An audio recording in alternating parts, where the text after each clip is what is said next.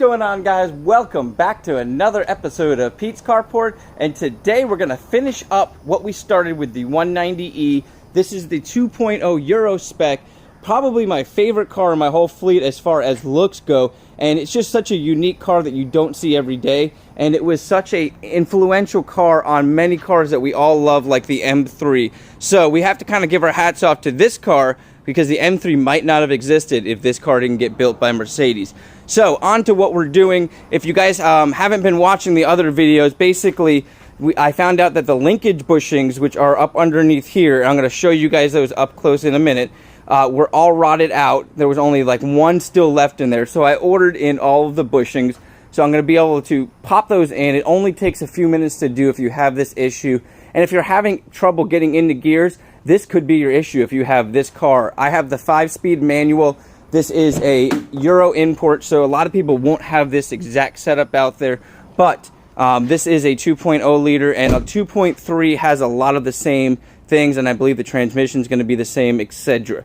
So I'm going to go ahead and set that up on the bench and walk you guys through. And I should be able to link all the bushings that I ordered in, because the part numbers are on the bushings. And I went ahead and actually did a cross-reference search, and that's how I found them, and they just came in and they all do fit and match up. So I'm going to go inside now, I'm going to set everything up on the bench, and then we'll get them in, and we'll go ahead and make sure that the car is going to shift into gear properly. We'll get it down from these jacks, and maybe take it for a ride today. The tires are really flat, but I think I might be able to get enough air in there just to get it to go around at least this area. So stay tuned, guys, and it's going to be an awesome day where we get this car rolling. Okay, guys, so this is how each linkage bar looks. So basically, what happened to mine was the bushings that were in here and the bushings that go on the end rotted out. And this is how the bushing is going to look. I ordered in a box of new ones. This is for this end here. And this bushing you're going to do is when you get underneath the car, and I'll show you that there are some fork-type hanging things that this slides into. So these will pop into that on the car, and then these will slide through that, and you have these little clips that come off that will pop on the end and keep that in place. On the other end, you're going to put the bushing into this. So I've already went ahead, these were new bushings I slid in, and they go in pretty easily. So this is how they look, and they basically just slide right in there. Now the gentleman who I bought the car from had already ordered these in, so I was very fortunate, because on these ones here, I had one left in the car that was very damaged, and I was able to pull the part number off of it because it still showed. But even at that, I could have just cross-referenced or did a search. Partsgeek.com, which has a ton of parts for Mercedes. There's quite a few different sites out there. Had them readily in stock. I got them in about 4 days, and I'll show you guys the info here, but I will put down below in the title of the video, or underneath the title of the video, I will put the part numbers that I ordered. And I can pull the part number off this little guy here, because Mercedes is really cool. They put part numbers on everything.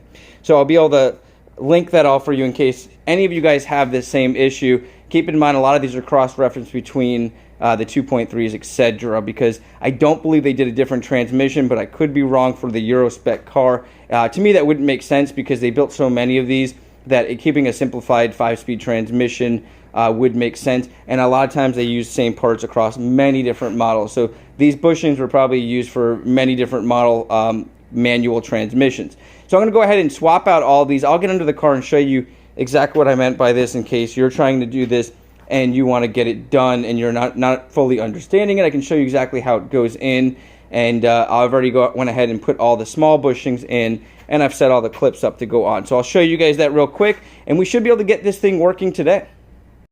Okay, so now I'm underneath the car, and you can see this one doesn't have the bushing in it. Oh, and be careful when you're moving around these rods, because they could fall.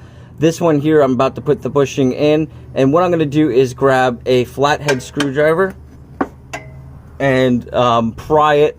Once I got one side in like this, I'm basically going to push this in using that flathead screwdriver. I will need both hands, and unfortunately I can't set the camera up to show this, but you kind of should get the idea. Now, if you need to, you could spray some WD-40 or lubricant on there to pop that in a little bit easier. A lot of people do that when installing bushings like this, but I don't think it's going to be that necessary, because they seem to go in pretty easily and they stay pretty tight. So I'm going to go ahead and pop these two in, and other end of it is basically you've got this, and you've got these male ends here that this slides onto, and like I showed you earlier, that clip will just slide on to keep those on. And these are adjustable, but when I was in the car, I noticed that it seemed like they were set up properly. But if I do need to adjust that, all I've got to do is pop this part off, spray this with some lubricant because it's not gonna move that easily, and then I just use a wrench to loosen or tighten that in order to adjust it this way and that way. So hopefully that helps you guys out if any of you are working on doing this. If not, it's kind of interesting anyway, so I'm gonna go ahead and get it set up.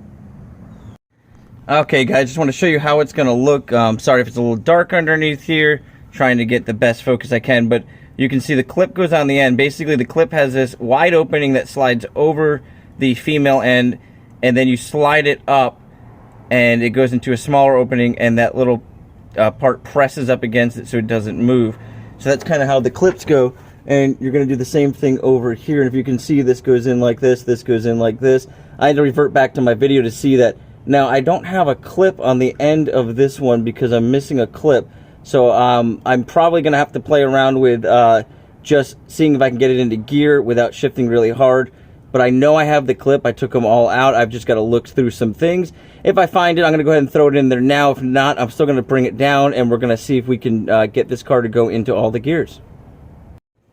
Alright guys, so now the true test. I got it down on the ground. I'm going to go ahead and start it up and see if I can get it into reverse. It felt really good, but there might still need to be some adjustments we need to make. I'm going to go ahead and start it up now and see if we can back it up a little bit.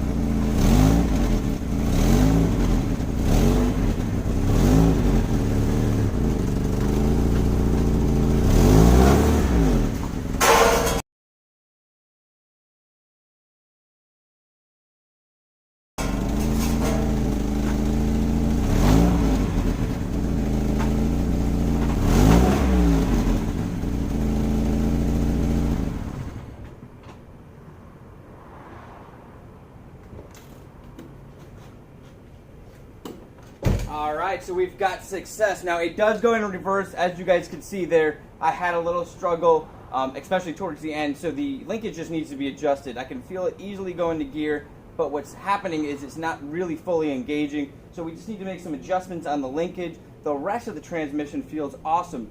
The gearbox is nice and tight, it slides right in, but I'm still a little confused on exactly what setup I've got, because it's definitely a different shifter knob. It's not a dogleg shifter in any sense.